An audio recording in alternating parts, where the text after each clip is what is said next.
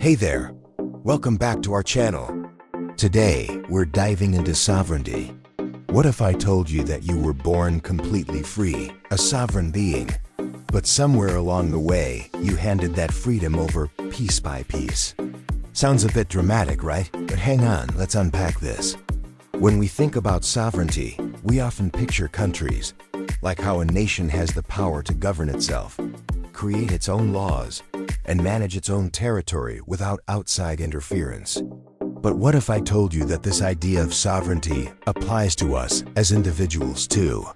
Think about it. Every time we let someone else make decisions for us, whether it's at work, in relationships, or even in our daily choices, we're giving away a little bit of that freedom. It's a slippery slope. So what does it really mean to reclaim that power? This idea really took shape back in 1648 with the Peace of Westphalia, which established a system of independent states. Think of it like this. A country has full power within its borders, kind of like being the king or queen of your own castle. But even within a country, power can be delegated.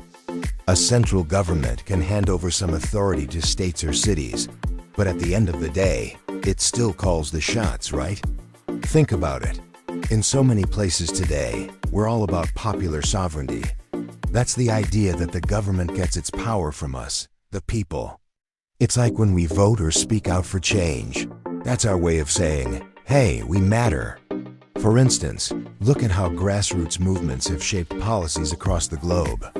It's pretty amazing how the voice of the people can lead to real change, don't you think? We, the people, are the ultimate source of political power. This means a sovereign nation has the right to self-governance, the authority to make and enforce its own laws, and independence from external control.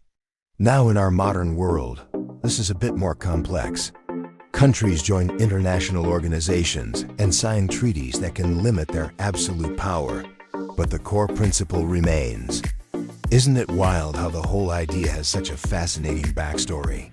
It's really transformed from supporting the rule of kings to embracing the democratic values we hold dear today. I mean, think about it.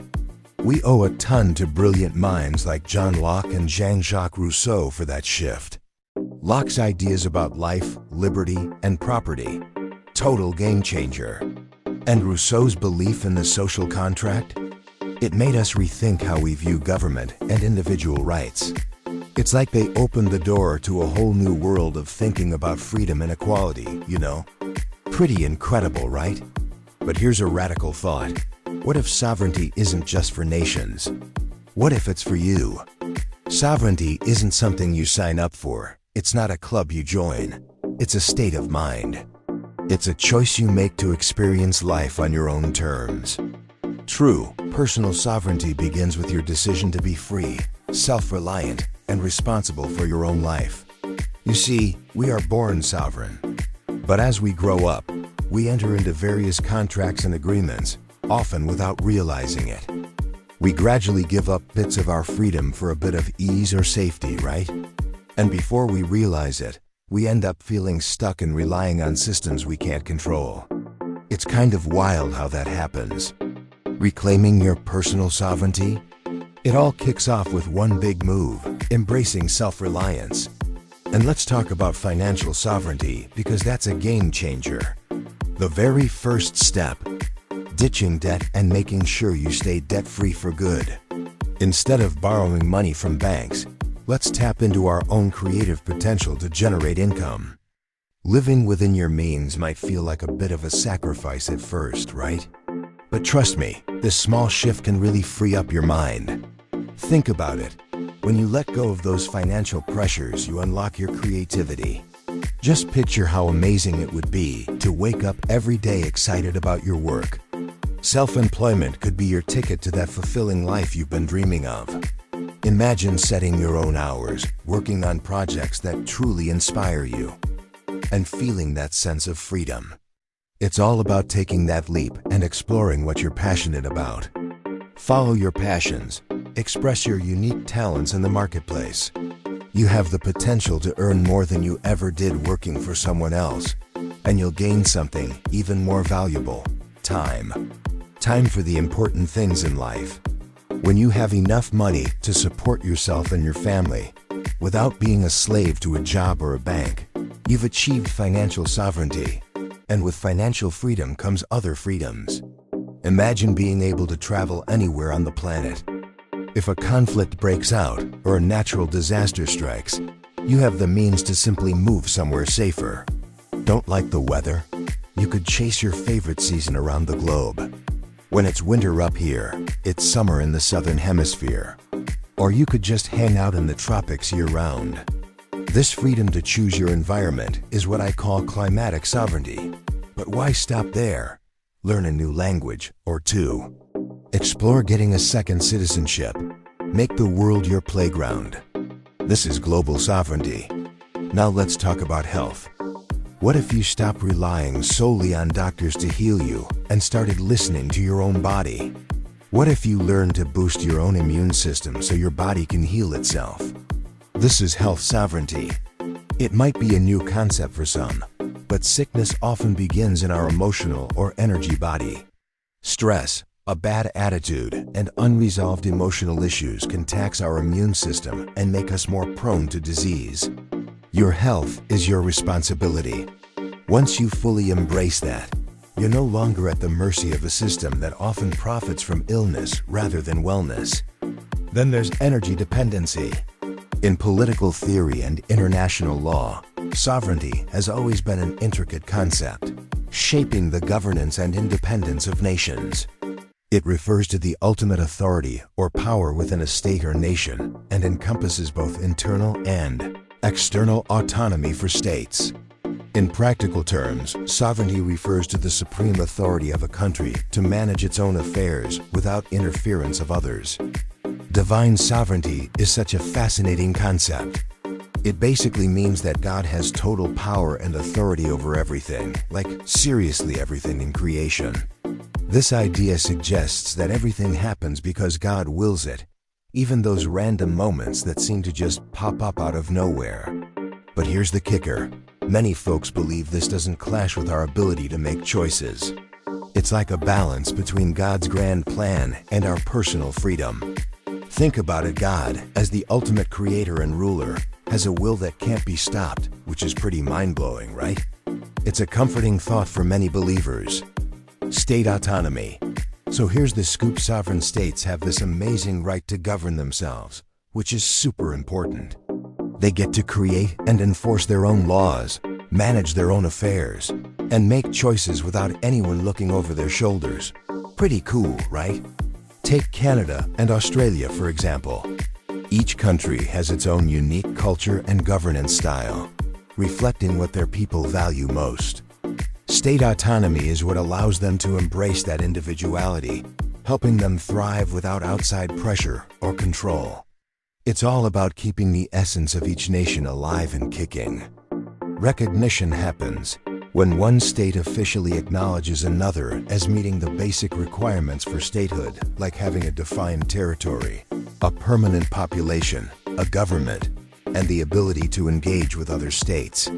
This acknowledgement gives the recognized state the right to govern itself without outside interference, laying the groundwork for diplomatic ties and treaties.